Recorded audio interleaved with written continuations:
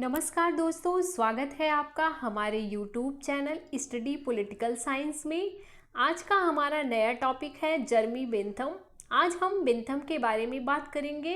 इस वीडियो में हम बेंथम के जीवन परिचय, बेंथम की रचनाएं और बेंथम का उपयोगितावादी सिद्धांत के बारे में बात करेंगे।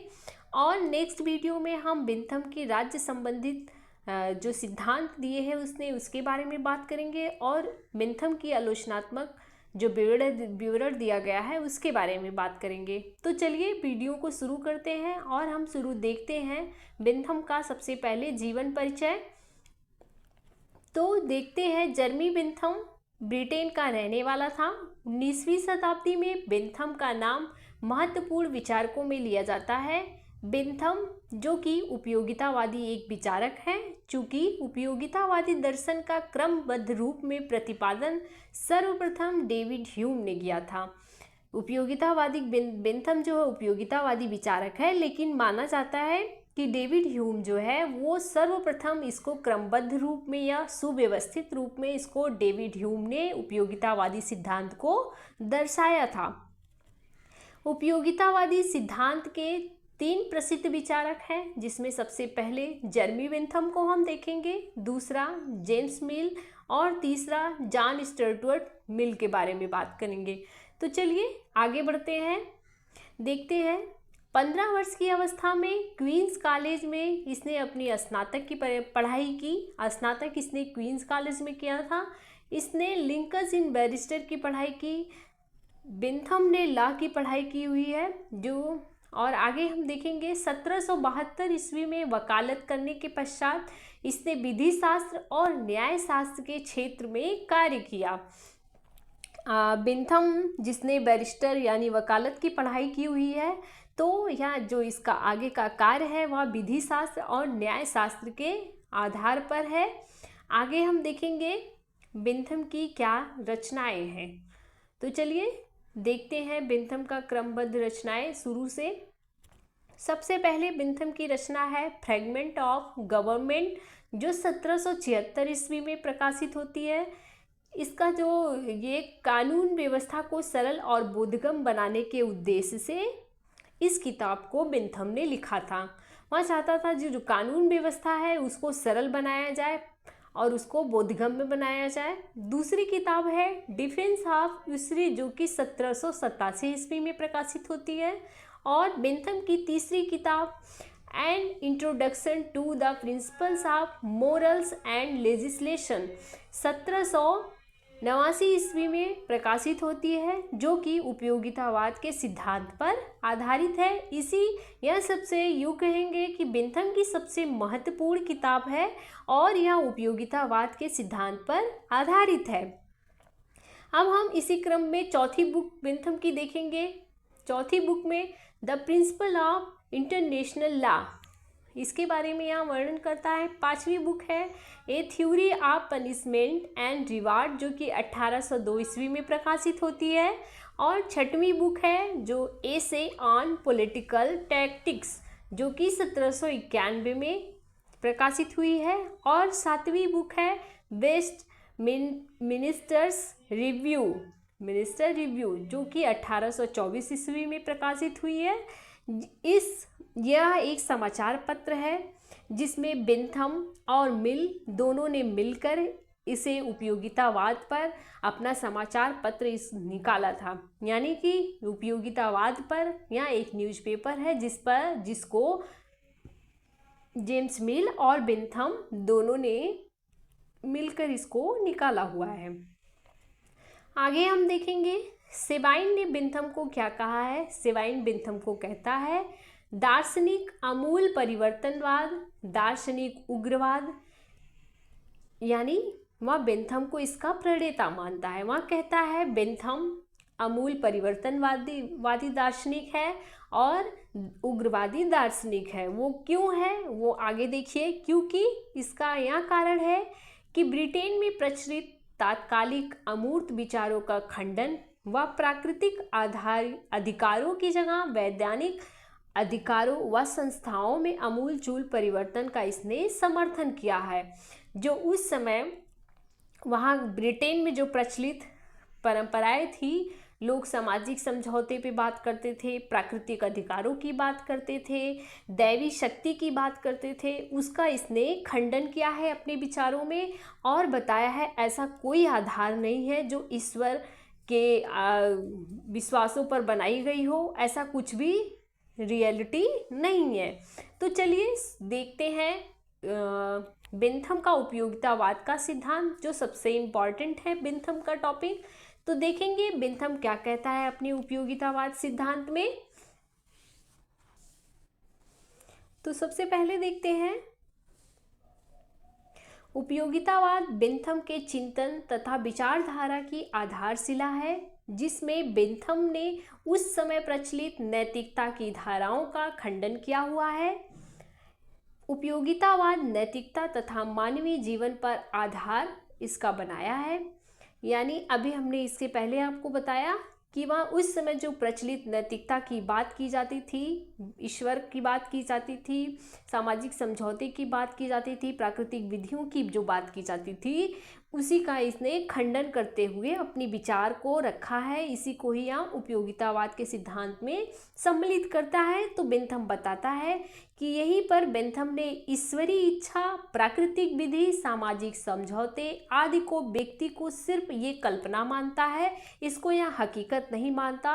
क्योंकि एक ईश्वर द्वारा जो इच्छा होती है, लोग मानते थे कि जो ईश्वर की इच्छा होती है वही होगा, जो नेचर ने हमको जैसा बनाया है या नेचर की जो मर्जी होगी या प्रकृति की जो मर्जी होगी वही होगा। तो ऐसा बेंथम नहीं मानता। वो कहता है यह सिर्फ एक कल्पना है, हकीकत नहीं है। तो दूसरे पॉइंट में हम देखेंगे, बेंथम कहता है व्यक्ति को जो कुछ भी अच्छा लगता है, व्यक्ति उसी को ईश्वरीय इच्छा मानता है, प्राकृतिक विधि मानता है, अंतरात्मा के अनुकूल मान लेता है। यानी कि बेंथम कहता है व्यक्ति को जो कुछ भी अच्छा लगता है वह उसी को, यानी उसे जो कुछ भी अच्छा लगेगा वह कहेगा यह ईश्वर की इच्छा है अपने मन को मनाने के लिए, और यही कहेगा यह नेचर की विधि है, यानी नेचर ने ऐसा लिखा हुआ है और उसको मानेगा, यही अंतरात्मा के अनुकूल इसको मान लेगा, यानी इसको कहेगा ये मेरे लिए अनुकूल है। लेकिन सच्चाई तो यह है कि ईश्वरीय इच्छा, प्राकृतिक विधि और अंतरात्मा के संबंधित जैसी कोई प्रमाणित चीज नहीं होती है। यानी बेंथम कहना चाहता है कि जो ईश्वर की इच्छा होगी वही होगा, ऐसा कुछ भी नहीं है, ऐसी कोई प्रमाणिकता आज अभी तक नहीं मिली हुई है। तो ये जो धारणाएं हैं लोगों में कि ईश्वर ये करेगा, ईश्वर वो करेगा, या जो प्राकृतिक विधि यानी नेचर ने जैसा बनाया है लोगों को वैसे ही रहेगा, तो ऐसा कुछ भी नहीं है। ये धारणाएं गलत है, निरर्थक है, यानी बेंथम इसको मिथक मानता है। आगे देखते हैं बेंथम क्या कहता है। बेंथम उपयोगितावाद शब्द को एक नया अर्थ प्रदान करता है। इसका अर्थ उन सभी से है जो अच्छा, सुखदायी, लाभकारी, स्वीकार्य, भला या कल्याणकारी हो। यूँ कहें उपयोगितावाद का अर्थ सुख या लाभ है। बेंथम जो उपयोगितावाद शब्द है उसको एक पॉजिटिवली लेता है और कहता है इसका अर्थ एक सुखदायी शब्द है, यानी उपयोगितावाद एक सुखदायी शब्द है, लाभकारी है, जो सभी को स्वीकृत हो, कल्याणकारी है, इसी के रूप में वह उपयोगितावाद का अर्थ बताता है। चलिए आगे बढ़ते हैं और देखते हैं। उपयोगितावाद में प्रेरणादायक शक्ति भरी है, अर्थात मानव की जो क्रियाएं होती हैं सुख दुख के तत्वों से प्रभावित होता है। बेंथम कहता है कि जो ये उपयोगितावाद शब्द है यह प्रेरणादायक है व्यक्ति के लिए, यानी जो मानव की क्रियाएं होती हैं वो सब कुछ सुख दुख के तत्वों पर डिपेंड करता है। बेंथम मानता है मनुष्य अपने स्वभाव से वही करना चाहता है जो उसे सुख या प्रसन्नता देता है, यानी यूँ कहिए कि वह उस काम से बचना चाहता है जो उसके लिए कष्टदायक हो। बेंथम यहाँ भी इसने कहा कि व्यक्ति अपने सुख के या अपने हित में ही कार्य करना चाहेगा। यहाँ भी हम देखेंगे बेंथम बताता है प्रकृति ने मानव जाति को दो सर्वोच्च शासन के नीचे रखा है, यानी दो सर्वोच्च शासन उसने माना है व्यक्ति पर। सबसे पहला वह सुख यानी प्रसन्नता और दुख यानी पीड़ा, यह दो चीज़ों को महत्व देता है और कहता है व्यक्ति इसी के नीचे रहता है। हमें क्या करना चाहिए या क्या नहीं करना चाहिए केवल वही निश्चय करता है। ये जो दो सर्वोच्च सत्ता होती है, इसी के आधार पर व्यक्ति अपनी प्रसन्नता और पीड़ा के लिए ही जो करता है, निश्चित रूप से वे उसी के लिए ही करता है। कार्य वही अच्छा है, बेंथम बताता है, कार्य वही अच्छा है जो सुखों को बढ़ाए, दुखों को कम करे। इस प्रकार हम कह सकते हैं उपयोगितावाद जो है वह स्वहित यानी सेल्फ इंटरेस्ट, अहमवादी यानी इगोनिज्म व व्यक्तिवादी इंडिविजुअलिज्म पर आधारित है। अहमवादी मतलब अपने लिए सिर्फ, और स्वहित मतलब अपने हित में, अहमवादी मैं की भावना, और व्यक्तिवाद सिर्फ इंडिविजुअल की बात करता है। तो इस आधार पे हम मान सकते हैं कि जो उपयोगितावाद है वह व्यक्ति पर, व्यक्ति के हित पर और व्यक्ति के मैं पर आधारित है।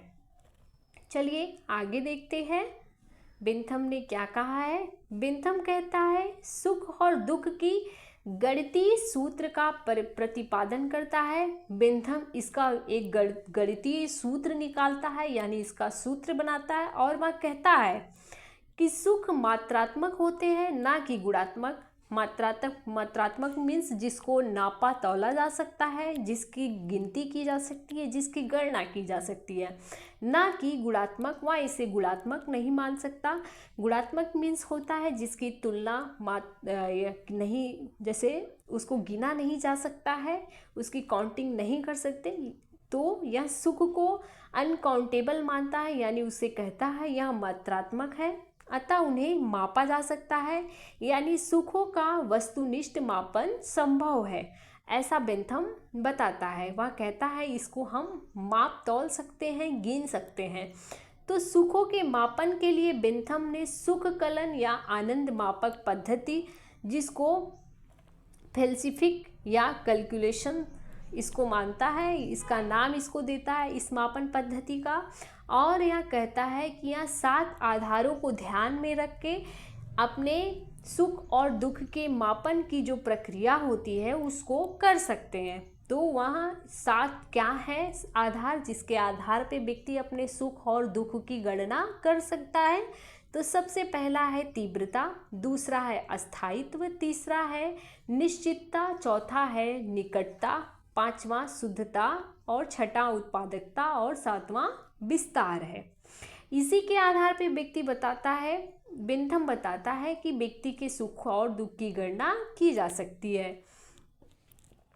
इस प्रकार बेंथम कहता है कि व्यक्ति के लिए कौन सा कार्य उपयोगी होगा, इसके लिए 7 आधारों का अंक देकर अधिक अंक वाला कार्य अपनाना चाहिए, जिससे वे कार्य व्यक्ति को सुख दे सके।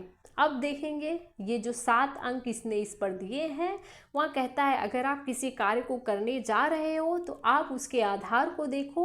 अगर वो 7 आधार में से जिसकी संख्या ज़्यादा हो, यानी ये 7 में से किसी को ज़्यादा संख्या मिल रहा है, अंक मिल रहा है, जिसके आधार पर व्यक्ति को सुख मिल रहा है, तो उस कार्य को व्यक्ति को कर लेना चाहिए, क्योंकि वह व्यक्ति को सुखी बना सकता है, अन्यथा वह व्यक्ति को दुख ही पहुंचाएगा। सुख और दुखों की गणना करके किसी निश्चित परिणाम पर पहुंचने के लिए बेंथम ने एक तर्क दिया है जो इस प्रकार है। वह कहता है समस्त सुखों के समस्त मूल्यों को एक ओर और समस्त दुखों के समस्त मूल्यों को एक ओर एकत्रित कर लेना चाहिए। यदि एक को दूसरे से घटाकर सुख शेष रह जाता है तो वह कार्य ठीक है, लेकिन यदि दुख शेष रह जाता है तो समझ लेना चाहिए वह कार्य ठीक नहीं है। इसका मतलब आप समझें, ये कहना चाह रहा है बेंथम कि जो सुखों के मूल्य को एक तरफ कर लीजिए और दुखों के मूल्य को एक तरफ कर लीजिए, फिर दोनों को घटाइए। अगर घटाने पर जो सुख के मूल्य अधिक आ रहे हैं तो वो कार्य आपको सुखी करेगा यानी सुख प्रदान करेगा, और अगर शेष दुख आ रहा है तो आपको वो कार्य दुखी कर सकता है, अतः वो कार्य ठीक नहीं है।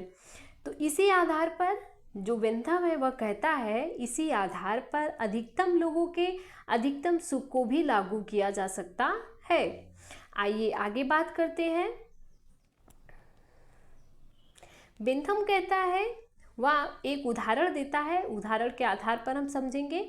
वह उदाहरण देता है, महान कार्य से प्राप्त सुख का मूल्य जुआ खेलने जैसे काम से प्राप्त सुख का मूल्य यदि अधिक है तो वह ठीक है। यानी इस बेंथम का कहने का मतलब है, अगर कोई व्यक्ति महान कार्य करता है और उसे सामान्यतः सुख प्राप्त होता है, लेकिन वही व्यक्ति अगर जुआ खेल कर अत्यधिक सुख प्राप्त करता है तो वह कहता है कि वह उस महान कार्य से जुआ खेलना अत्यधिक उचित रहेगा, क्योंकि वह उसे अधिक सुख प्रदान करता है।